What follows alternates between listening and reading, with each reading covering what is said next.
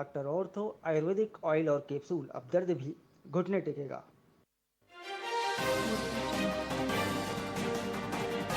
आज पीएम मोदी के साथ शामिल होंगे सीएम सैनी। राज्य में केंद्रीय कार्य योजना का रिव्यू होगा।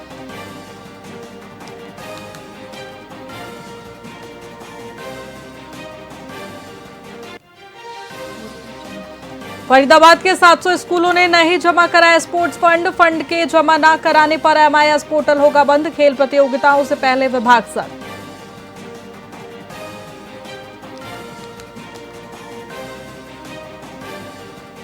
हरियाणवी डांसर सपना चौधरी ने मारपीट के बाद ससुराल छोड़ा। कोर्ट ने पति वीर साहू के मिलने पर रोक लगाई। डांसर ने 2020 में लव मैरिज की थी।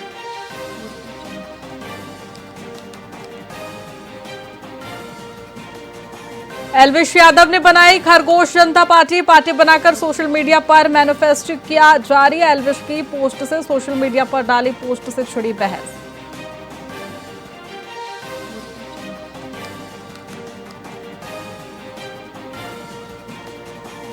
पुणे महानगर पालिका को बम से उड़ाने की धमकी भरा ईमेल मिलने के बाद दफ्तर खाली करवाया गया। पुलिस और बम निरोधक दस्ता मौके पर मौजूद।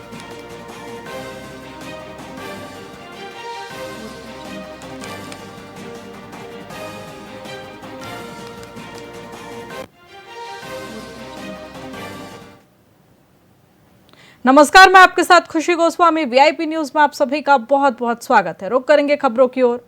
फरीदाबाद के सुभाष कॉलोनी के हरिविहार में एक दिल दहला देने वाली घटना सामने आई है। सुबह करीब 5:30 में 50 वर्षीय जयवती की मौत एक दर्दनाक हादसे में हो गई। महिला घर के अंदर छत पर बने टॉयलेट में गई थी, तभी अचानक घर का जज्जर छज्जा भरभरा कर नीचे गिर पड़ा। इस मलबे के नीचे दबने से महिला की मौके पर ही दर्दनाक मौत हो गई। तो वहीं शोर सुनकर पहुंचे पड़ोसियों ने तुरंत मलबे को हटाकर महिला को बाहर निकाला, लेकिन तब तक काफी देर हो चुकी थी। पुलिस ने मौके पर पहुंचकर शव को कब्जे में लेकर पोस्टमार्टम के लिए भेज दिया है।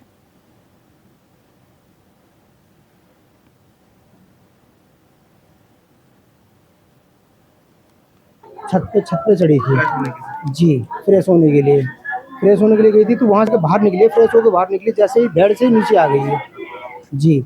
और ये राड़ा भी थे, रिक्शे बेचारी राड़ी वाड़ी ये पटली पे काम करती है। जो हमने सभी लोगों ने इसको निकाल कर वहाँ से निकाला है, उसके नीचे दब गई थी। ऑन द सपोर्ट ही खत्म हो गई थी जी।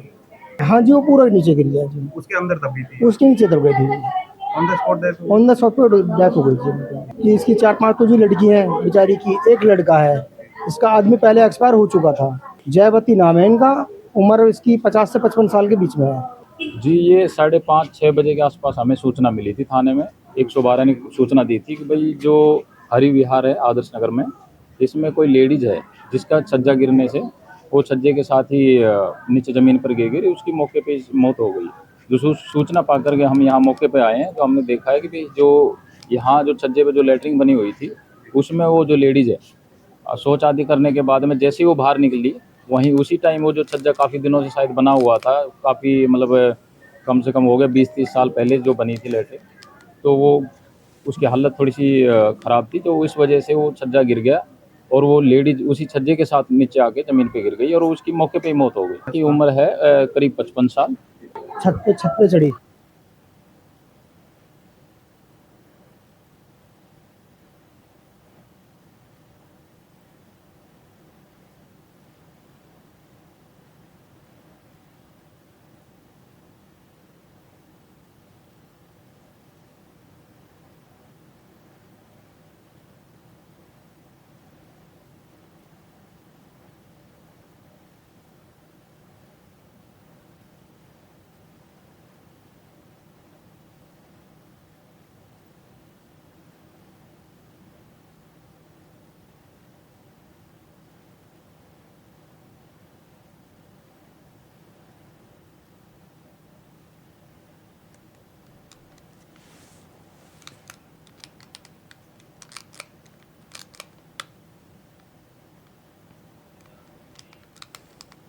हरियाणा के सरकारी अस्पतालों में नर्सिंग स्टाफ दूसरे दिन भी विरोध प्रदर्शन पर है।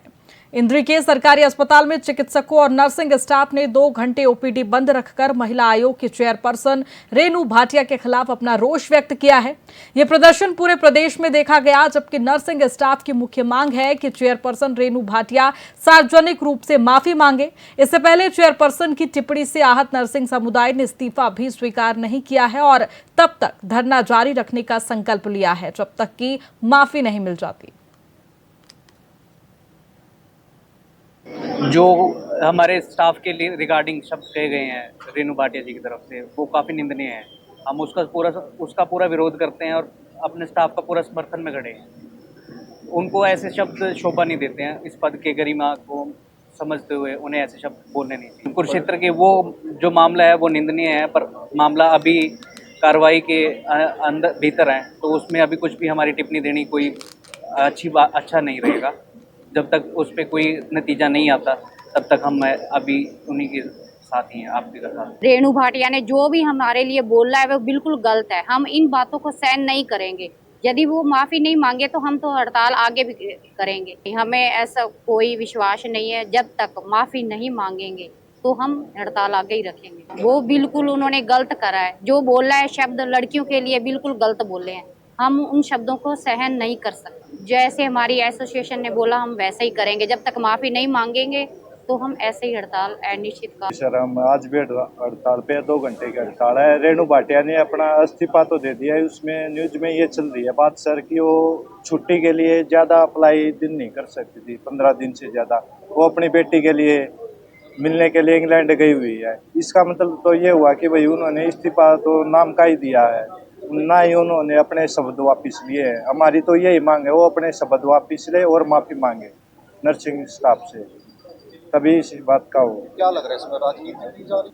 इस्तीफा दे दिया और न्यूज में ये चलाया जा रहा है कि भाई मेरे को तो बेटी से मिलने जाना था, 15 दिन से ज़्यादा मेरे को छुट्टी नहीं मिल सकती थी, इसलिए मैंने 3 महीने के लिए इस्तीफा दे दिया है। किसी और चेयर पे बैठने के लिए मैं इच्छुक हूँ, ये भी उन्होंने कहा। और जो वाक्य ये चल रहा है आपने सोशल मीडिया के माध्यम से भी देखा होगा कि जिसकी गलती है उसको तो कुछ बोला नहीं गया, लेकिन जो अपनी ड्यूटियां दिन रात देती हैं स्टाफ कम होने के बावजूद भी इतने पेशेंटों को देखती हैं, लेकिन उनको एक गलत व्यवहार किया गया उनके साथ, ये बहुत ही निंदनीय है। तो जो होना चाहिए था वो डॉक्टर के साथ होना चाहिए था, लेकिन आपने उनको ना बोलने के बजाय स्टाफ को बेइज्जत किया, जो एक बहुत ही गलत बात है। तो हम आपके इस्तीफे की मांग नहीं, हम आपसे जो आपने शब्द बोले हैं स्टाफ को वो वापस लेने की मांग करते हैं।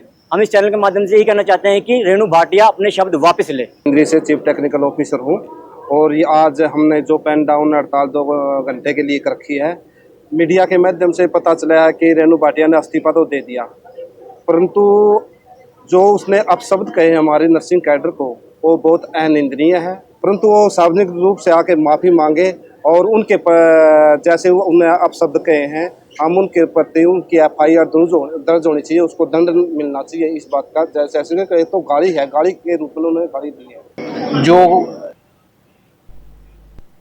पुलिस अधीक्षक भूपेंद्र सिंह ने शहर में बढ़ते अपराध पर अंकुश लगाने के उद्देश्य से मंगलवार रात को सड़कों पर उतरकर विभिन्न नाकों का औचक निरीक्षण किया। उन्होंने शहर से समालखा तक की नाकाबंदी व्यवस्था का जायजा लिया और खामियां मिलने पर संबंधित थाना प्रभारी को फटकार भी लगाई। महाराजा अग्रसेन चौक पर चांदनी बाग थाना पुलिस की नाकाबंदी व्यवस्था देखकर एसपी नाराज हुए और उन्होंने बैरिकेड्स व सुरक्षा व्यवस्था को अपर्याप्त बताया। एसपी ने डीएसपी को निर्देश दिए कि स्थानांतरित इंस्पेक्टर संदीप कुमार को तुरंत रिलीव किया जाए और प्रवेश मार्गों पर सख्त नाकाबंदी सुनिश्चित की जाए।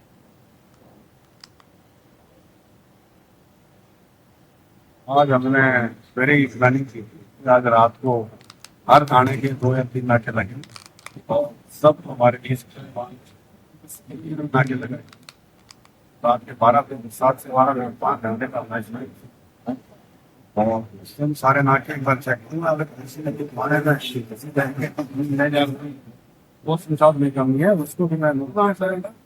आज तो हमने नाके सभी से चेक करें कमी कैसी है या कोई अभ्यास की आवश्यकता है या कोई की आवश्यकता, तो एंगल से चेकिंग की जा रही है। यही बात मैं चेक करूंगा तो ये कमी पाएगी। आज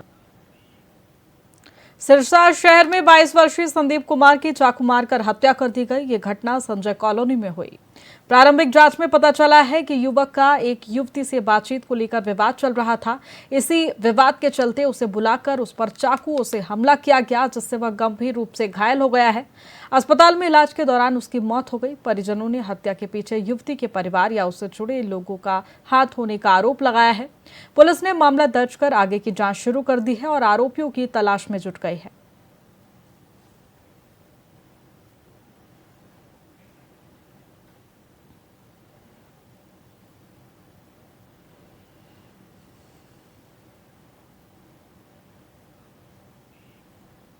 फिलहाल खबरों में इतना ही। बने रहिए हमारे साथ VIP न्यूज पर। नमस्कार।